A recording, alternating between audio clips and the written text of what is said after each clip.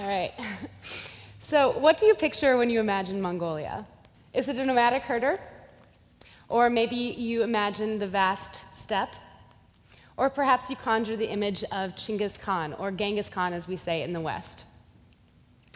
If this is all you know about Mongolia, you are in the majority. While it's true that Mongolia has a rich nomadic tradition, and 30% of Mongolians are still nomadic, it's also true that nearly half of the total population of 2.8 million live in the capital city Ulan Bator, or UB for short. It's this other Mongolia that I want to talk about today.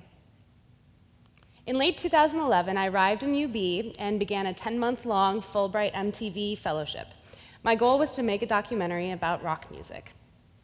In the end, I discovered a vibrant and really interesting scene led by passionate individuals who are using rock, hip-hop, all kinds of music to explore their own identities as Mongolians in a globalized world.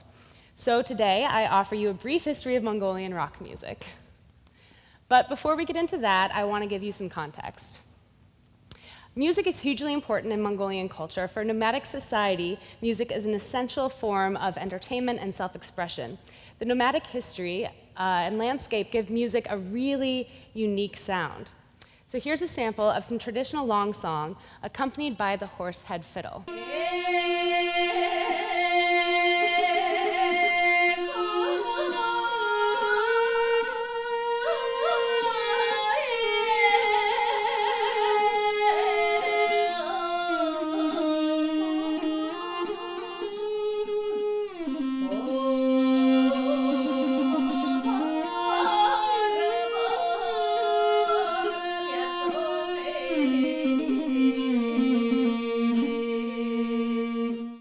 So a little different than what you're used to, probably. So that's what Mongolians have been creating and listening to for hundreds of years, and it's still very popular. Now, as rock music was taking off around the globe, Mongolia was largely left in the dark. Between 1925 and 1990, it was a Soviet-style socialist nation with strong ties to the USSR. And as such, rock music, along with blue jeans, ballpoint pens, was not allowed. But the youth have their ways and managed to get a hold of albums from groups like the Beatles, the Rolling Stones. The fact that it was forbidden made it just that much more tempting.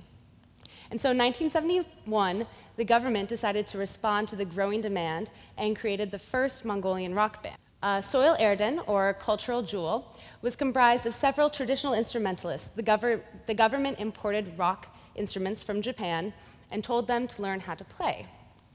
So here's a sample.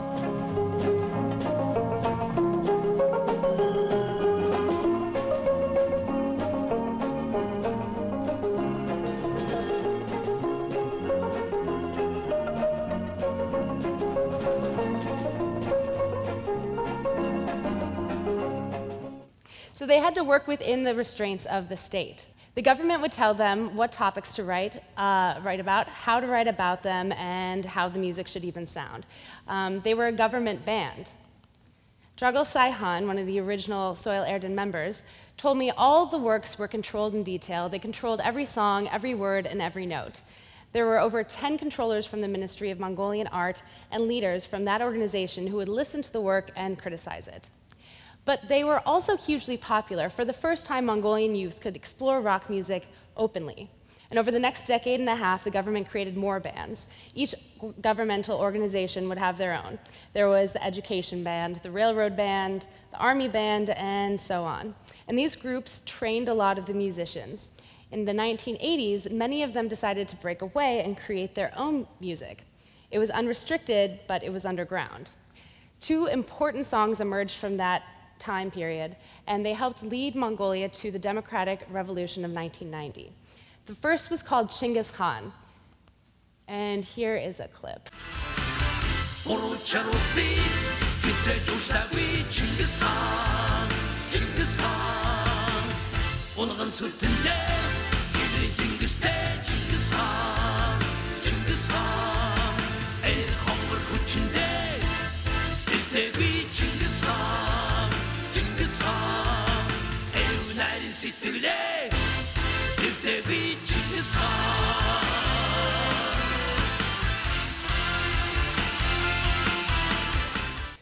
So a little different from the safe soil Erden we heard just before. Now, Chinggis Khan is a huge figure in Mongolia, but during the socialist period, it was forbidden to discuss him openly. Russia was still holding a grudge from his conquest 700 years before, excuse me. And so when Jargal Saihan wrote a song about him, it was pretty powerful. The great creator of the Mongolian nation had returned as a figure around which Mongolians could once again unite. The second song, called Honkni Du, or The Ringing of the Bell. There we go. This was your quintessential protest song. It called for people to wake up and smell the democracy. Just read the lyrics for you real quick. The ring of the bell rouses us, the bell that woke me in the morning. Let it toll across the broad steppes, reverberating mile after a mile. Let the bell carry our yearning and revive all our hopes. And it became the anthem of the democratic revolution. It's so popular, in fact, that just last summer, during parliamentary elections, the Democratic Party made a virtual choir of young Mongolians singing Honkni Du, and now here is a sample.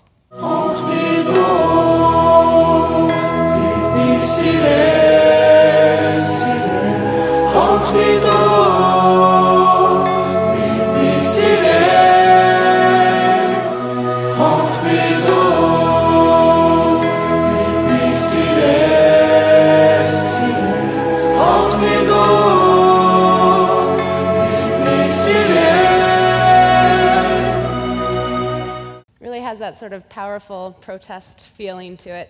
So 1990, after months of peaceful protests, the ruling party said, okay, we'll have multi-party elections. It was a peaceful transition, but it was not easy. And the economy collapsed, and the early 1990s were plagued by hunger, poverty, and a lot of Mongolians left the country. Suffice it to say, there was not a lot of music happening at the time. But by the mid-1990s, Mongolia was beginning to stabilize, and in 1994, MTV started being broadcast. Suddenly, all sorts of bands began to emerge. Many of these groups were imitations of what they were seeing and hearing from the West. For example, there was the Mongolian Nirvana, or the Mongolian Boyz II Men, or the Mongolian En Vogue, and this is how they were self-identifying. See, although technically Mongolians could now listen to anything they wanted, in reality, the options were still quite limited.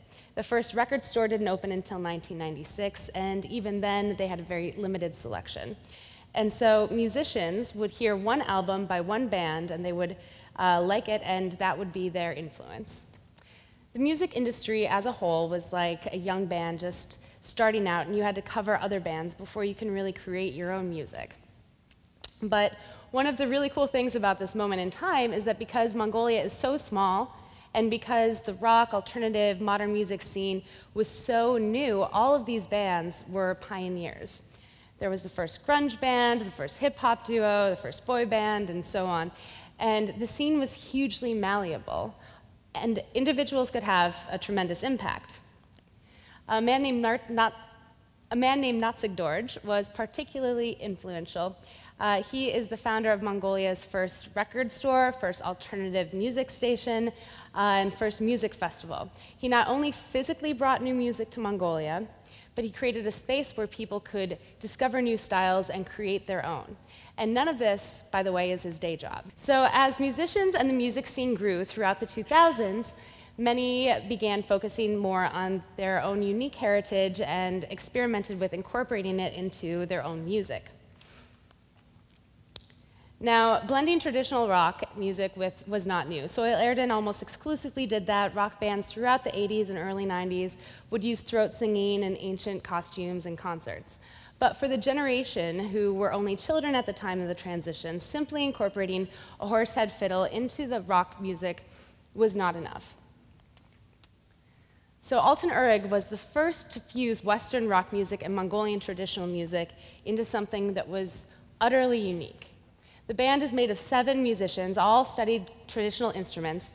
They formed in 2004 with the aim at making traditional Mongolian music appealing to the youth, but they had to do it in a way that they stood out. They replaced the horsehead fiddle carved on the top of their fiddles with alien heads. They electrified their instruments and added distortion. They brought in the drums, they blended throat music with heavy metal style vocals. And here's a taste of what that sounded like.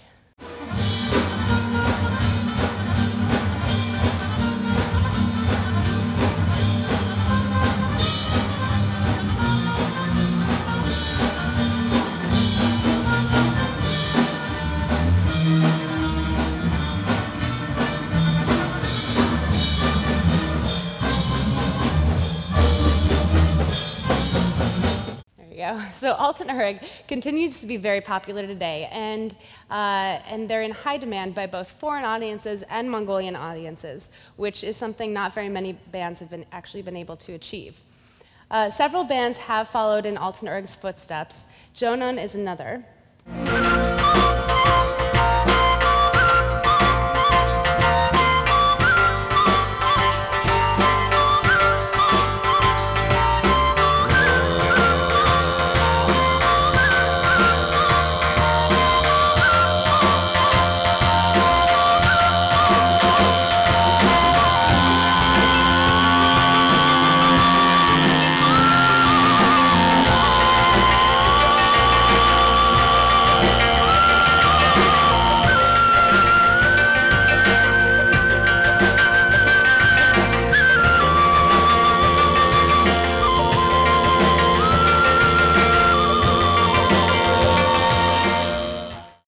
I just love the incorporation of that throat singing. It's so cool. Pop musicians are also embracing their Mongolian side. There's Bold. They'll incorporate traditional dance into their performances and wear dells or the traditional clothing in their music videos. A couple years ago, the pop star by the name of Bold, which is a common nickname in Mongolia, he used to be in the first boy band, and he announced that he was creating Mongol pop.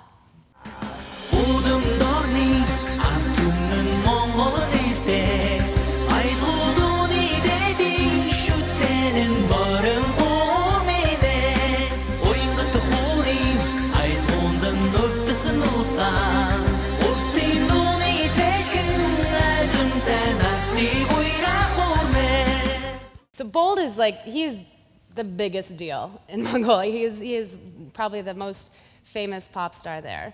And for him, it's all about distinguishing himself in the world and also honoring his heritage at the same time.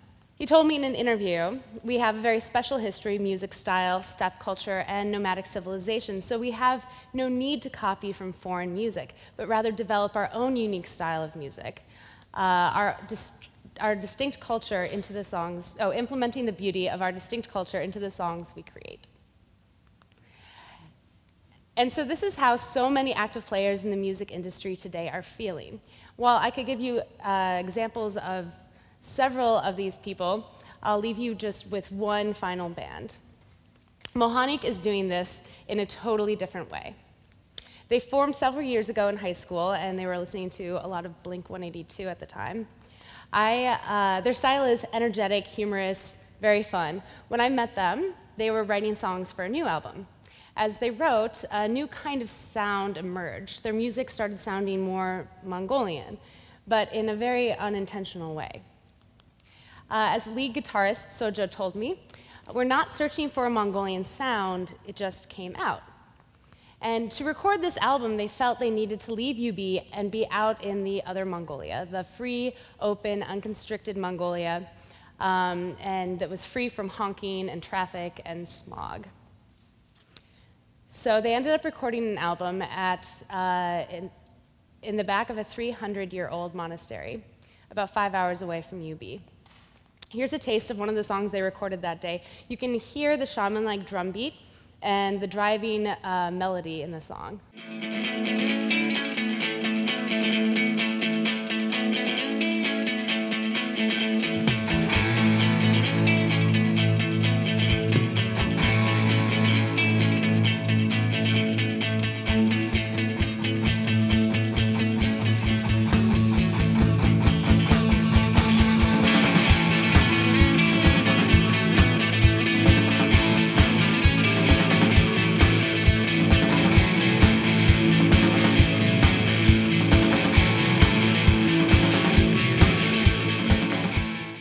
So a lot of traditional Mongolian music sounds as if there's a horse running through a field, and I think this song really gets at that in a very new way.